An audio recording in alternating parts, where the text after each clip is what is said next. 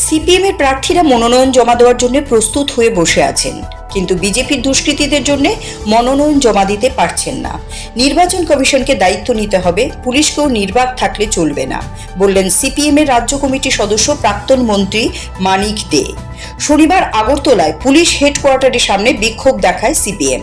সেখানে তিনি এই কথাগুলো বলেন।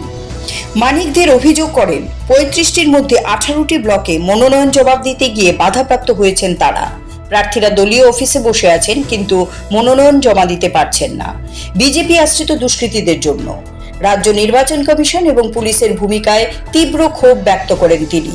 এদিনের এই কর্মসূচিতে দলীয় কর্মীদের ভালোই উপস্থিতি লক্ষ্য করা গেছে। কি করে আনকন্টেস্টে জিতে এটা হাসাহাসি হয় ত্রিপুরা সম্পর্কে। আপনারা টিভিতে মাঝে মধ্যে ডিসকাশনে শুনেন, এগুলো চলছে, এই জায়গায় নিয়ে পৌঁছেছে। আমরা বলেছিলাম যে ভোটটা করুন, কে কাকে ভোট দেবে সেটা মানুষ ঠিক করবে, ভোটটা করতে দিন।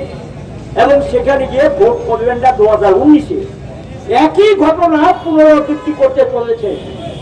গতকাল যেটা করেছে আমার মনে হয় না, খুব খারাপ অবস্থা। আমাদের পার্টি বিরোধী কমিটির সদস্য, জেলা পরিষদের প্রার্থী যেভাবে তাকে মেরেছে, ডাক্তারদের বক্তব্য খুব কঠিন তাকে রক্ষা করা। যাই হোক, আমরা আশা করি সে রক্ষা পাক, সেটা আমরা চাই। এই পরিস্থিতি শুরু হয়ে গেছে, মারপিট, ধমক টমক, এগুলো 18টা ব্লক হিসেব দিয়েছি আমরা।